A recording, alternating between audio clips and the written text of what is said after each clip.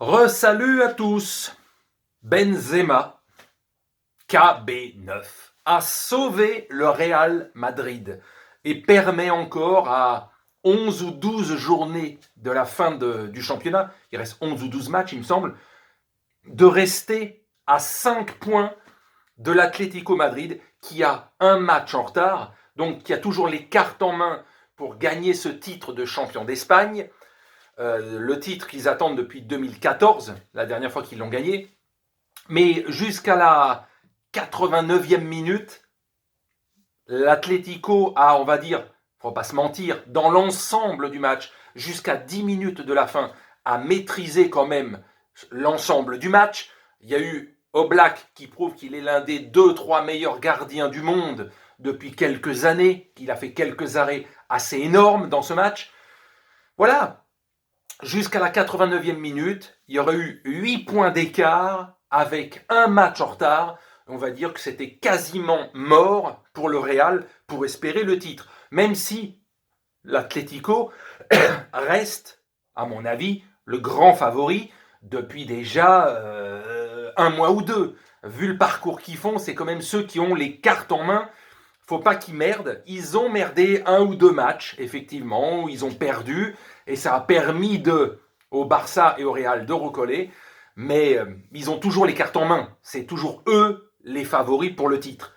Mais ça prouve que, avec un Zizou, la mentalité, je vous dis, c'est peut-être pas le plus grand coach du monde en tant que comment créer le jeu, mais c'est le plus grand dirigeant humain. C'est vraiment le bonhomme qui insuffle quelque chose de spécial à ses équipes. Et même quand ces équipes sont moins fortes, il faut admettre que ce Real Madrid n'est pas celui d'il y a 3-4 ans, c'est incontestable. Les joueurs qui sont là ont 3-4 ans de plus et commencent à avoir le poids des ans sur le dos. Les petits jeunes comme Vinicius, pour moi, ça décolle pas. C'est trop haut comme marche pour ce joueur. C'est un joueur qui a les capacités de jouer en Liga, dans n'importe quel championnat, mais dans des équipes pas du niveau d'un Barça ou d'un Real. C'est clair et net. Pour moi, Vinicius, c'est pas que c'est un joueur surcoté, c'est que c'est un joueur qui n'est pas à sa place dans ce genre de très très grand club. Voilà.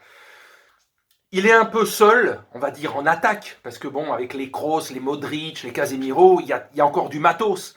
Mais il est seul en attaque, évidemment. Il manque ce petit doublon, ce joueur. Il manque ce Eden Hazard, ce Jovic, qu'ils espéraient tant depuis l'été dernier, l'été d'avant, et qui n'ont jamais percé, qui n'ont jamais eu le niveau qu'ils auraient dû avoir. Donc, il est un peu seul. Et Karim Benzema sauve la baraque avec cette belle égalisation, il faut dire, hein, le 1-2, enfin, sur un tout petit périmètre, cette intelligence de jeu, il est là. 5 minutes avant, il avait fait faire un double arrêt à Oblak, justement. Le Real a eu la possession et a dominé le match les 10 dernières minutes. Le reste du match, c'était quand même sacrément bien géré par l'Atlético Madrid. Voilà, le Real n'a pas lâché. Ils ont, dans l'ensemble, peut-être mérité ce match nul, même si, pour moi, l'Atlético a quand même dominé plus d'une heure dans ce match. Donc, c'est une petite contre-performance pour l'Atlético qui gérait dans l'ensemble le match. Je vous dis, il faut un très grand gardien parce qu'on savait très bien qu'il allait avoir 2-3 occasions d'égaliser et que Oblak devait faire son boulot. Il l'a quasiment fait, pas à la toute fin du match. Donc voilà, 5 points de retard, le Real, parce que sinon, ça risque d'être tout simplement, en attendant de ce qu'ils vont faire en Ligue des Champions, mais là aussi, pour moi, comme depuis 2 ans, ils ne font pas partie des 2-3 grands favoris pour le titre en Ligue des Champions. On l'a bien vu ces 2 dernières saisons, depuis le départ de CR7, etc., etc., et le vieillissement, entre guillemets, de certains joueurs, on sent que le Real n'a plus le même potentiel d'être encore présent en Champions League ou en championnat, de finir sur le podium de la Liga ou d'être encore en quart de finale ou demi-finale d'une Champions League. Ils en ont parfaitement les moyens d'aller au bout. C'est encore plus que la saison dernière, c'est un peu plus compliqué. Tu sens que vraiment, ça arrive là aussi, comme pour Liverpool, mais peut-être moins catastrophique, c'est clair et net. Ils sont vraiment à la fin d'un cycle et il va falloir donner du sang neuf avec au moins 3-4 nouveaux joueurs qui seront titulaires la saison prochaine. C'est une quasi-obligation, avec ou sans Zidane, parce que s'ils sortent d'une saison blanche, comme leur maillot, s'ils ne sont pas champions d'Espagne, s'ils ne vont pas au bout de la Champions League, ils sont éliminés de la Coupe d'Espagne, s'ils n'ont rien du tout, qu'ils finissent 3e du championnat, qu'ils sont éliminés en quart de finale de Champions League, etc., c'est vrai que ça fait une saison, pour bien des clubs, ils seraient contents, t'es sur le podium, t'es quart de finaliste, là, t'es pas à chier.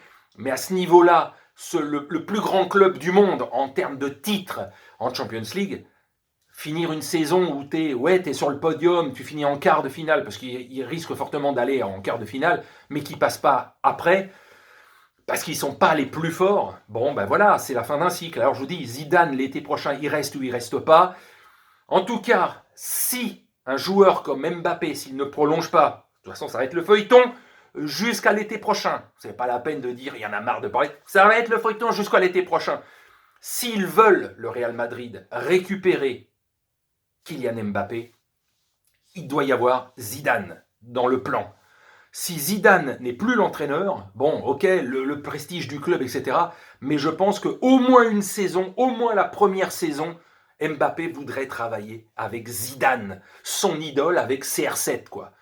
Donc, c'est clair que tu veux Mbappé, il faut déjà le pognon.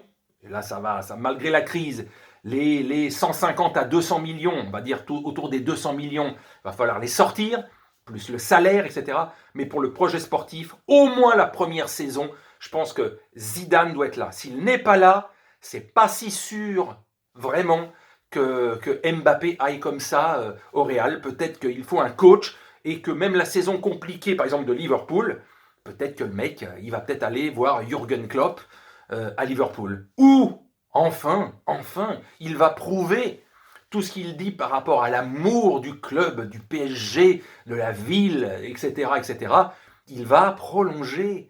Mais tout ce suspense fait que j'ai un amour, mais limité. C'est-à-dire qu'à un moment donné, je pense à ma gueule, à ma carrière, et si Paris ne m'offre pas, pour diverses raisons, ce que je veux, eh ben, dans 3 mois, ou dans 1 an, ou dans 2 ans, je me casse. Tout l'amour que j'ai pour le club, ma ville, les supporters, etc., etc., je pense à ma carrière d'abord.